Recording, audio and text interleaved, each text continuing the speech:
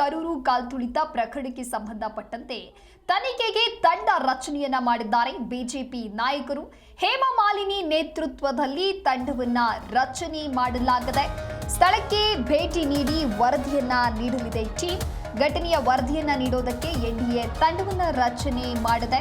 ಒಟ್ಟು 8 ಜನ ಸಂಸದರ ತಂಡ ಕರೂರಿಗೆ ಭೇಟಿಯನ್ನ ನೀಡಲಿದೆ. ಇನ್ನು ದುರಂತದಲ್ಲಿ ಮೃತಪಟ್ಟವರ ಕುಟುಂಬದ ಭೇಟಿಯನ್ನ ಮಾಡಲಾಗುತ್ತೆ. ಬಿಜೆಪಿ ರಾಷ್ಟ್ರೀಯ ಅಧ್ಯಕ್ಷ ಜೆಪಿ ನಡ್ಡಾ ಇದರಿಂದ ಆದೇಶವನ್ನ ನೀಡಲಾಗಿದೆ.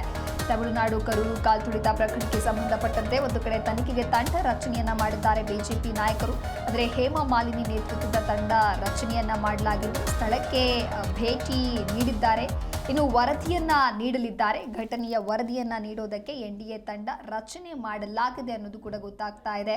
ಕರೂರಿನಲ್ಲಿ ವಿಜಯವರ ಟಿವಿಕೆ ರ್ಯಾಲಿಯಲ್ಲಿ ಸಂಭವಿಸಿದಂತಹ ಕಾಲ್ತುಳಿತದಲ್ಲಿ 41 ಮಂದಿ ಮೃತಪಟ್ಟಿದ್ದು, ವಿಜಯಾಪ್ತರ ವಿರುದ್ಧ ಕೊಲೆ ಯತ್ನ ಸೇರಿ ಹಲವು ಪ್ರಕರಣ ಕೂಡ ದಾಖಲಾಗಿದೆ.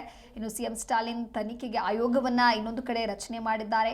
ಇನ್ನು ವಿಜಯ್ ಮತ್ತು ಸರ್ಕಾರಗಳು ಮೃತರ ಕುಟುಂಬಗಳಿಗೆ ಒಟ್ಟು 32 ಲಕ್ಷ ರೂಪಾಯಿ ಪರಿಹಾರವನ್ನ ಘೋಷಿಸಿದೆ.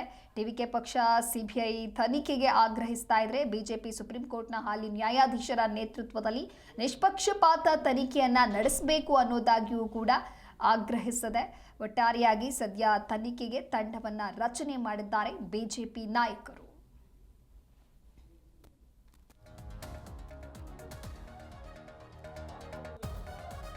ತಮಿಳುನಾಡು ಕರೂರು ಕಾಲ್ತುಳಿತ ಪ್ರಕರಣಕ್ಕೆ ಸಂಬಂಧಪಟ್ಟಂತೆ ಒಂದು ಕಾಲ್ತುಳಿತ ಸಂಭವಿಸಿ ಅನೇಕ ಸಾವು ನೋವಿಗೆ ಕಾರಣವಾಗಿದೆ.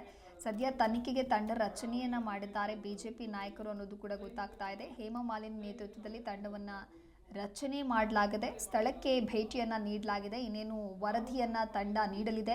ಘಟನೆಯ ವರದಿಯನ್ನ ನೀಡಬೇಕು ಅಂತ ಹೇಳಿ ಎನ್ಡಿಎ ತಂಡವನ್ನು ರಚನೆ ಮಾಡಿದೆ. ಒಟ್ಟು 8 ಜನರ ಸಂಸದರ ತಂಡ ಕರೂರಿಗೆ ಭೇಟಿಯನ್ನ ಕೊಡಲಿದೆ. ದುರಂತದಲ್ಲಿ ಮೃತಪಟ್ಟವರ ಕುಟುಂಬದ ಭೇಟಿಯನ್ನ ಆಗ್ತಾರೆ. ಇನ್ನು ಗಾಯಾಳುಗಳನ್ನ ಸಂಪರ್ಕ ಮಾಡುವಂತ ಕೆಲಸವೂ ಕೂಡ ಇವರಿಂದ ಆಗಲಿದೆ.